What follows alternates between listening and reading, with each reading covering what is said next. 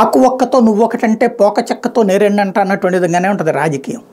రాజ్యసభ ఎన్నికలు నేను మొన్నే చెప్పా, మార్చిలో రాజ్యసభ ఎన్నికలు జరగబోతున్నాయి, ఫిబ్రవరి ఎండింగ్కి జరుగుతుంది. ఇప్పుడు జగన్కి 8 మంది ఉన్నారు, ఇంకొక ముగ్గురితో మొత్తం 11 మంది అవుతారు ఎంపీలు, రాజ్యసభ సభ్యులు.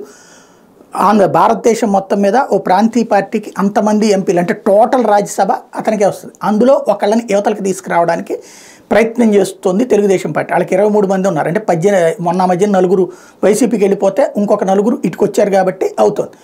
అయితే ఇప్పుడు వైసీపీలో ఉన్న వాళ్ళనే యువతలకి లాగి దెబ్బ కొట్టడానికి తెలుగుదేశం పార్టీ స్కెచ్ చేస్తోంది. అందులో డబ్బు ఉన్నటువంటి వాళ్ళు ఒక 2 ముందుకు వచ్చారని ఈనాడు ఆంధ్రజ్యోతి రాసుకొచ్చింది.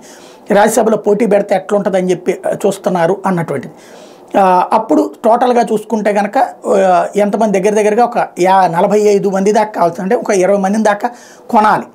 ఇప్పుడు టికెట్లు రానటువంటి వాళ్ళు వాళ్ళకి ఎంతో కొంత డబ్బులు ఇచ్చి మేనేజ్ చేసుకోవడానికి తెలుగుదేశం పార్టీ ప్రయత్నం చేస్తుంది. అది నైతికమా అనైతికమా అంటే పక్కాగా అనైతికమే. కానీ దాన్ని సమర్థించుకొస్తారు, అది వ్యూహ చతురుడు అంటూ చంద్రబాబు గురించి పొగుడుకుంటూ వస్తుంది ఈనాడు ఆంధ్రజ్యోతి. ఇప్పుడు మరి ఎత్తుకు పై ఎత్తేయిరా, కర్ర కత్తే ఉంటుంది రాజకీయం అంటే. అంతేగాని నువ్వు ఏ యథవేషం వేసినా సరే భరించుతాము పడుంటాము అనేటువంటిది అయితే కనుక పాపం వాజ్పేయి గారి టైంలో భారతీయ జనతా పార్టీ లాగా ఉంటుంది. మోడీ టైంలో, అమిత్ షా టైంలో రివర్స్ అటాక్ చేస్తుంటే వాళ్ళని అనైతికం అంటూ చెప్తూ వీళ్ళు మాత్రం చేసేటువంటి అనైతికాల్ని కవర్ చేసుకుంటూ వస్తారు. ఇప్పుడు ఏం చేసింది వైఎస్ఆర్ కాంగ్రెస్ పార్టీ, అనర్హత వేటు వేయమంటూ స్పీకర్కి కంప్లైంట్ ఇచ్చింది.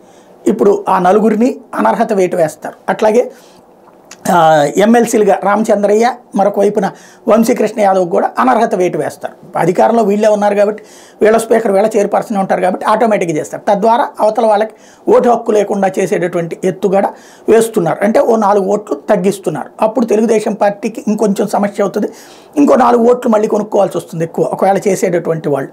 కాబట్టి ఇప్పుడు అసలు సమస్య. దీంతో ఈ అనైతిక రాజకీయం చేసే వాళ్ళకి తప్పేం లేదు, కానీ ఈ రాజకీయానికి విలువలే సిగ్గుపడుతున్నాయంటూ పార్టీని వ్యతిరేకించిన 4 ఎమ్మెల్యేలపై అనర్హతకు వైకాపా ఫిర్యాదు. ప్రతిపక్షాల నుంచి వైకాపాలోకి వెళ్ళిన 5గురిపై ఏ చర్య ఉండదు. ఖచ్చితంగా వైఎస్ఆర్ కాంగ్రెస్ పార్టీలోకి వెళ్ళినటువంటి వాళ్ళని ఈ రోజు వరకు వైసీపీలోకి చేర్చుకోలేదు, కండవా గప్పి చేర్చుకోలేదు. అటు పక్కన వల్లభనేని వంశీ కావచ్చు, లేకపోతే కనుక గిరి కావచ్చు, వీళ్ళందరూ కూడా అటాచ్డ్ సభ్యుల్లాగానే కొనసాగుతున్నారు, అదే విధంగా మెయింటైన్ చేస్తున్నారు. ఇక్కడ వచ్చేటప్పటికి డైరెక్ట్ కండవాలు వేయించేసుకున్నారే, అయినా చర్య తీసుకోకూడదు. ఇది వింత అయినటువంటి వాదన.